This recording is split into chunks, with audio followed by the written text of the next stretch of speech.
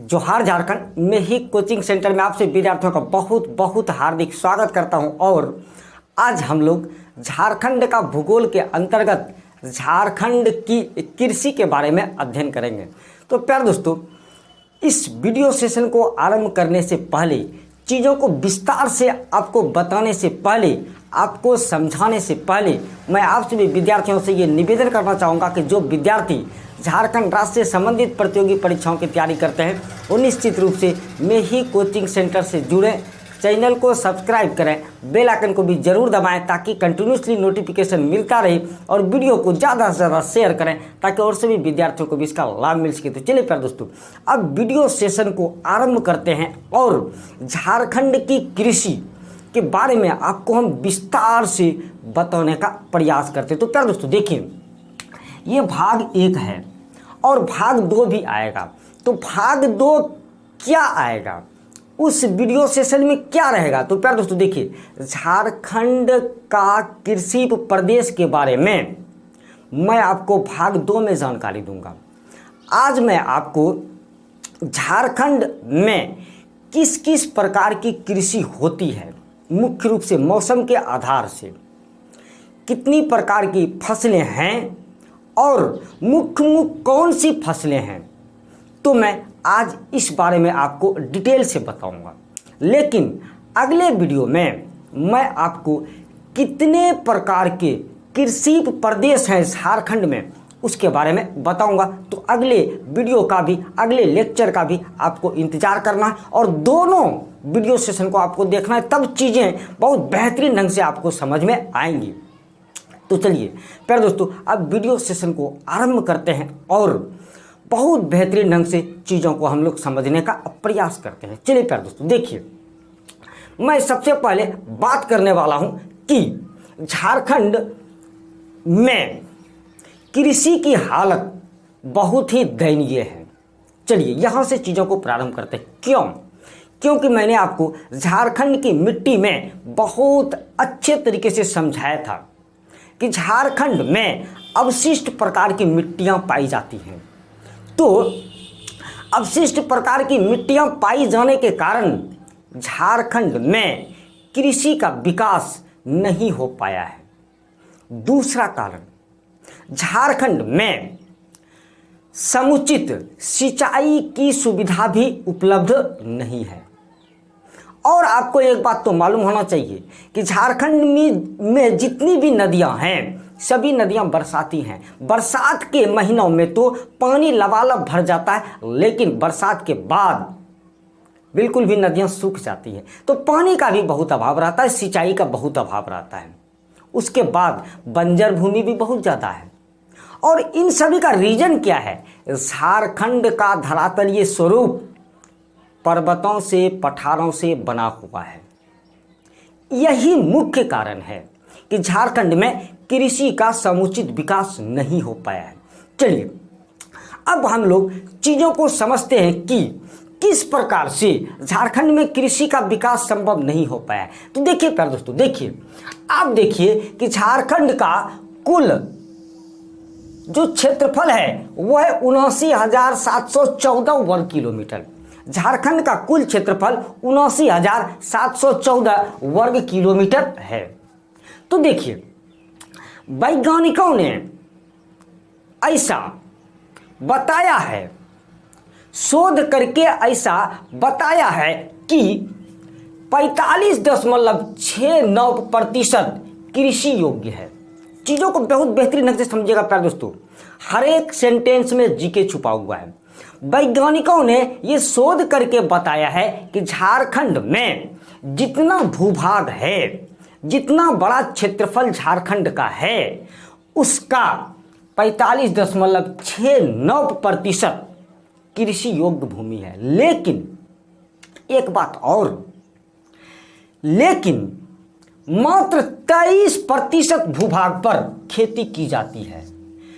लगभग 46% कृषि योग्य भूमि है और 46% पर खेती नहीं की जाती है, मात्र 23% पर खेती की जाती है। अब देखिए प्यारे दोस्तों, कि ये जो 23% पर खेती की जाती है, अब इसमें भी देख लीजिए क्या हाल है कि मात्र 12.77% भूभाग पर सिंचाई के साधन उपलब्ध है। मात्र 12.77% भूभाग पर किस सिंचाई के साधन उपलब्ध हैं। तो कहां से कृषि कार्य विकसित हो पाएगा, कैसे हो पाएगा? उसके बाद आपको एक बात जानकर हैरानी होगी कि सिंचाई का मुख्य साधन झारखंड में कुआं है। अब जिस राज्य में सिंचाई का मुख्य साधन कुआं हो, वहां पर कृषि कार्य कितना हो पाएगा आप अंदाजा लगा सकते हैं। उसके बाद एक बात और देखिए प्यारे दोस्तों, 14.79% जमीन तो पड़ती है, 14.79% जमीन पड़ती है झारखंड में। ये सारा जीके है प्यारे दोस्तों। उसके बाद देखिए कुल आबादी तो आपको मालूम है झारखंड की कितनी है, 3,29,88,134। तो 3,29,88,134 का 80% आबादी कृषि कार्य में संलग्न है।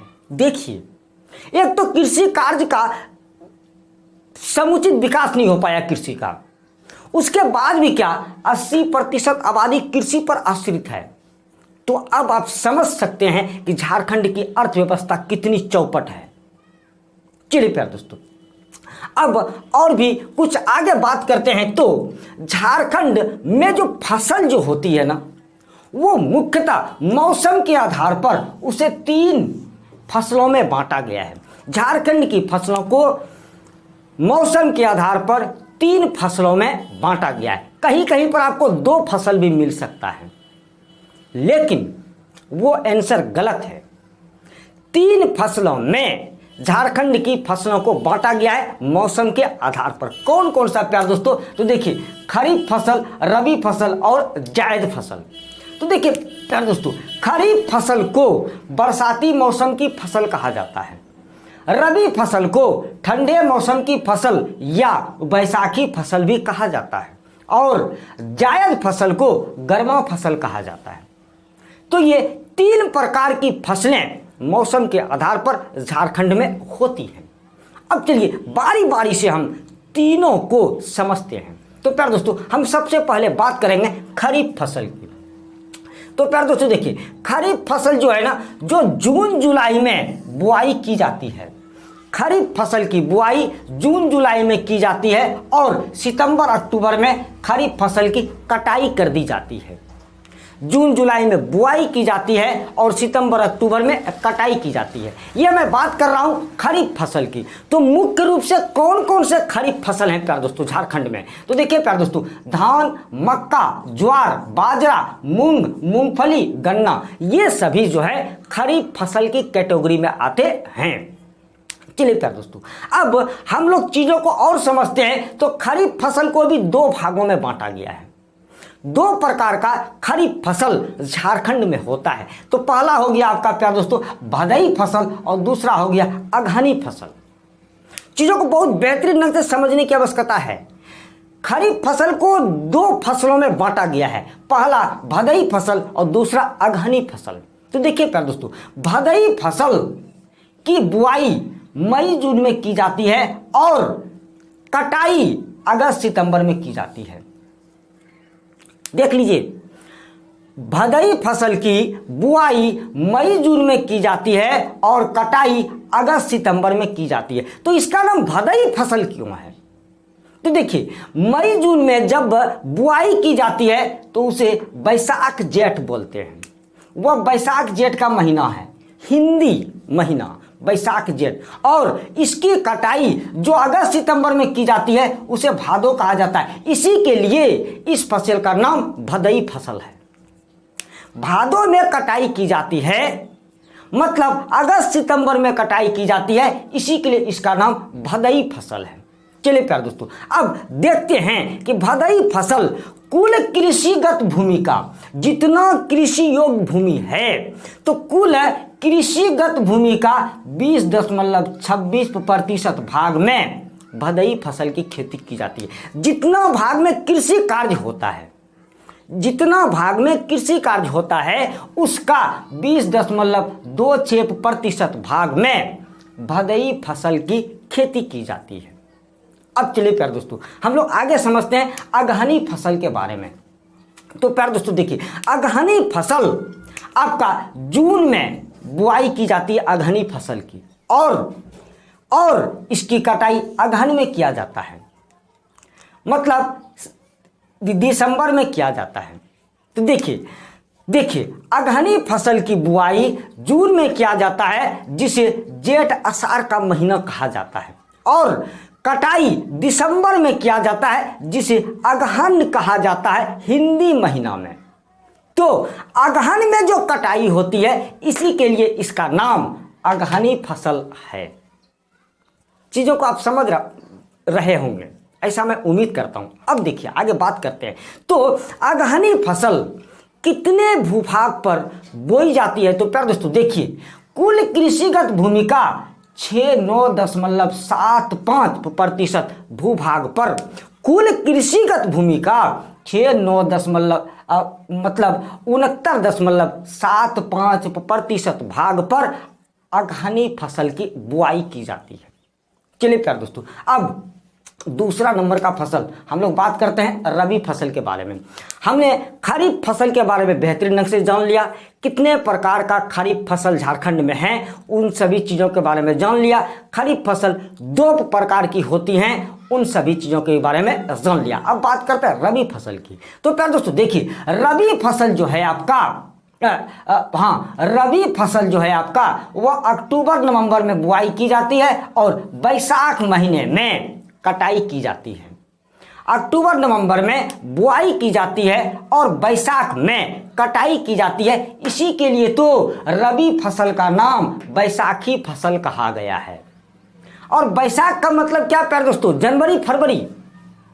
बैसाख का मतलब जनवरी फरवरी।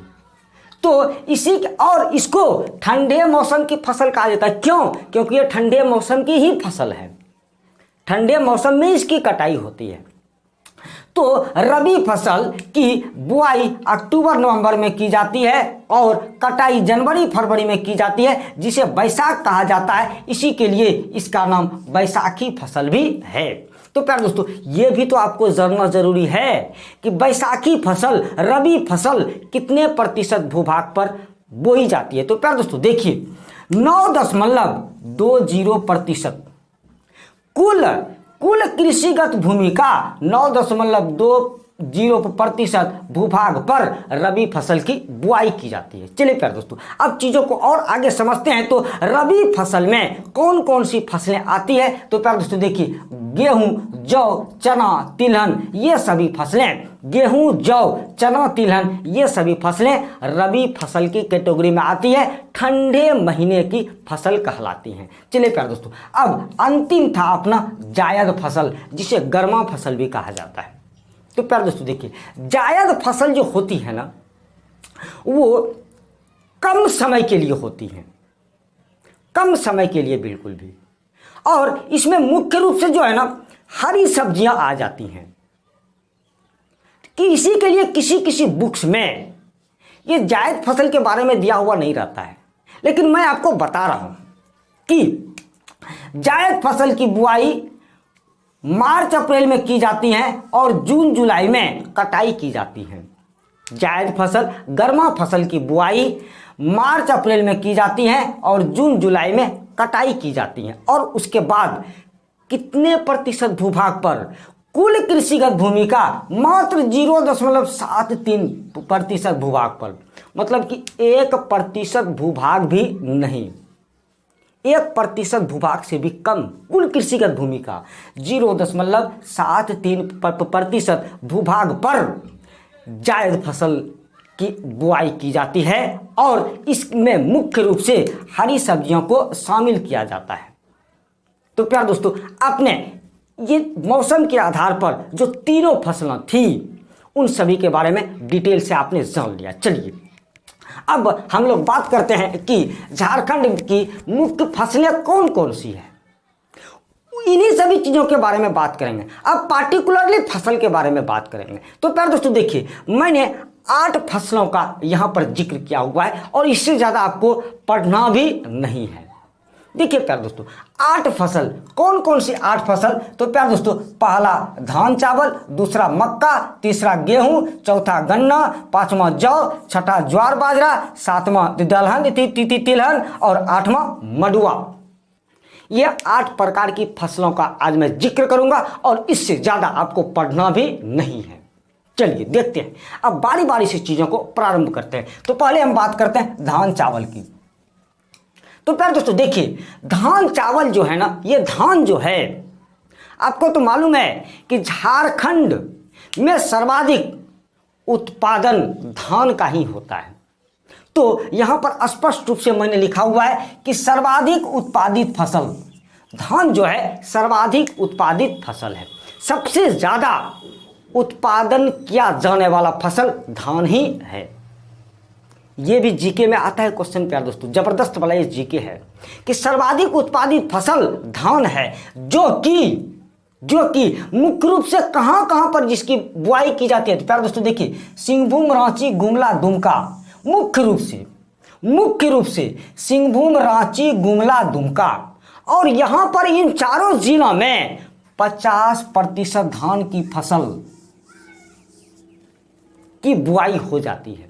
50%, मतलब झारखंड में अगर दीदी धान की फसल आप 100% मानिए तो 50% तो इन्हीं 4 जिलों में बुआई हो जाती है, सिंहभूम, रांची, गुमला, दुमका, और बाकी बाद हजारीबाग, पलामू, गढ़वा, धनबाद, गोड्डा, गिरिडीह आदि जिलों में भी धान की फसलों की बुआई की जाती है।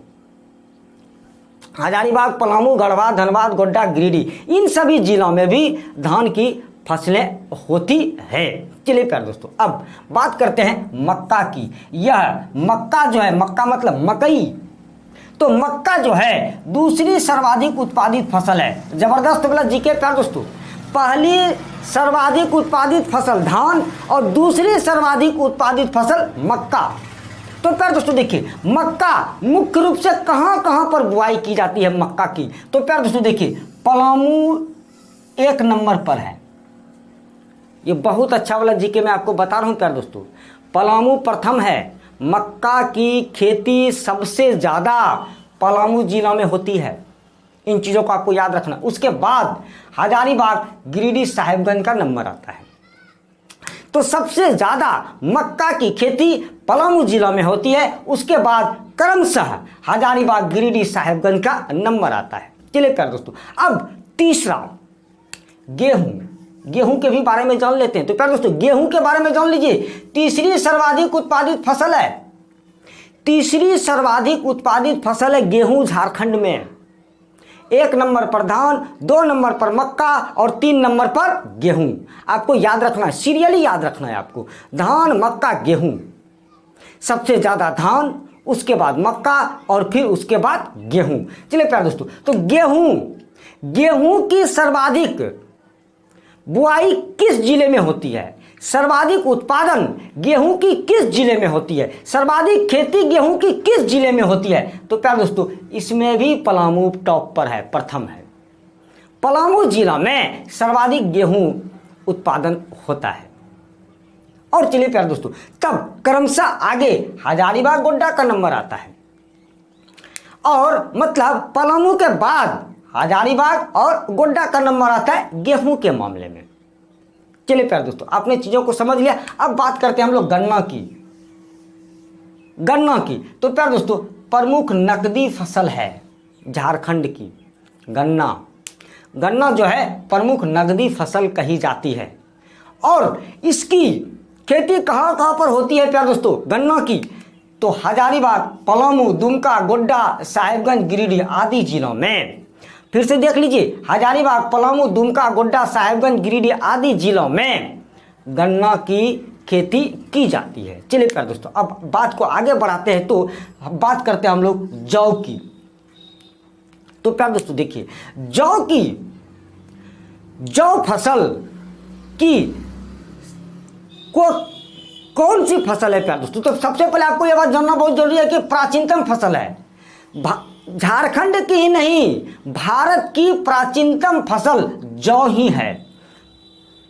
पहले जमाने के लोग भी सिर्फ जौ की खेती क्या करते थे? पूछ लीजिए, अपने दादाजी से पूछिए कि उस समय किसकी खेती होती थी।